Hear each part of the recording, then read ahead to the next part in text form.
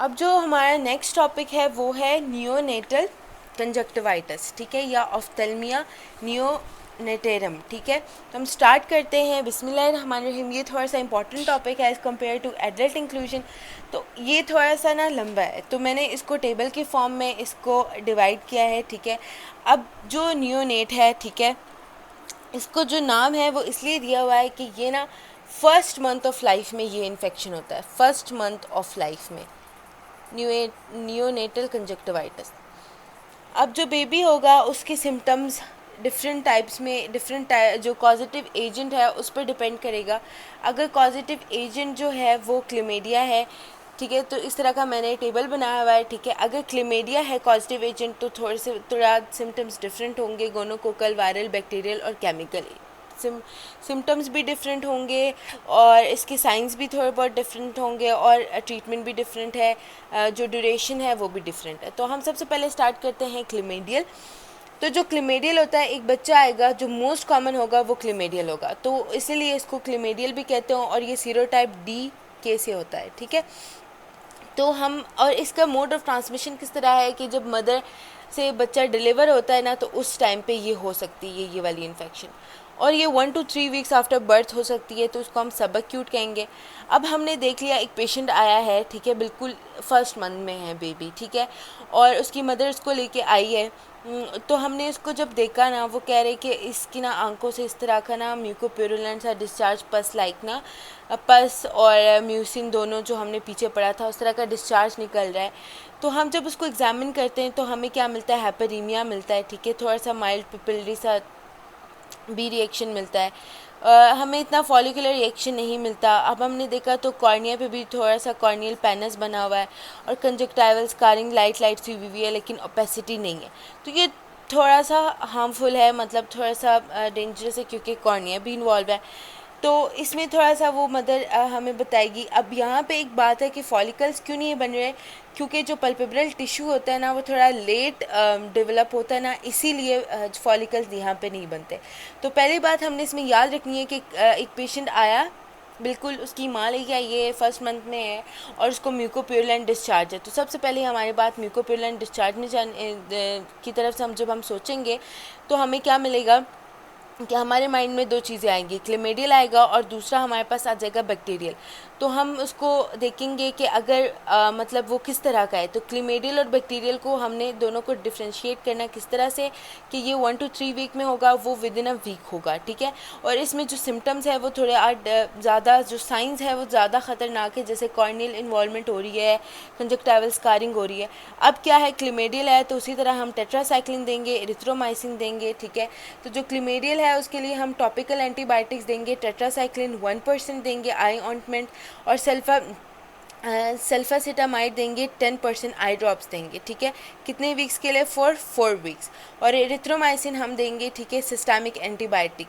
और उसके बाद ये था हमारे पास सारा क्लेमेडियल। उसके बाद हमारे पास आती है गोनोकोकल। गोनोकोकल होता है नाइजीरिया गुनेरी से, ठीक है। जो गोनोकोकल होता है वो रेयर होता है, मतलब इतना कॉमन नहीं होता। ये मैंने इसीलिए इस तरह किया है क्योंकि ये सेम है, इसका जो मोड ऑफ ट्रांसमिशन है कि ड्यूरिंग डिलीवरी होता है। ये बिल्कुल हाइपर एक्यूट होता है, 2 से 4 दिनों में ये हो सकता है। और इसका जो डिस्चार्ज होगा वो प्यूरुलेंट होगा। हमने पहले पीछे भी पढ़ा था कि जो गोनोकोकल होता है उसका जो डिस्चार्ज होता है ना वो प्यूरुलेंट होता है।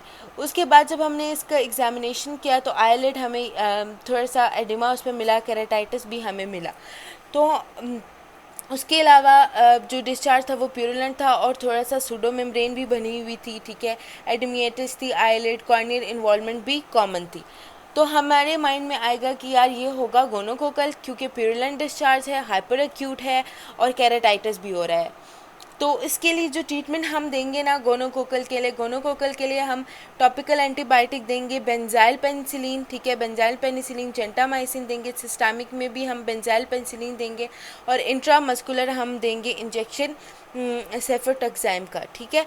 उसके बाद वायरल है, तो वायरल होगा, ये भी सब एक्यूट होगा, विद इन 1 to 2 वीक्स होगा, ये भी रियर होगा। मोड ऑफ डिलीवरी उसी तरह मदर से डिलीवरी के टाइम हुआ होगा।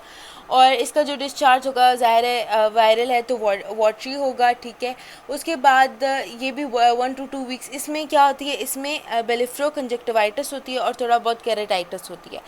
तो इसके लिए जो हम ट्रीटमेंट देते हैं ना, वो एक तो हम टॉपिकल देते हैं, टॉपिकल एसाइक्लोविर हम देते हैं 5 टाइम्स पर डे, और अगर सिस्टमिक हम देंगे तो हम 14 डेज़ के लिए एसाइक्लोविर देंगे।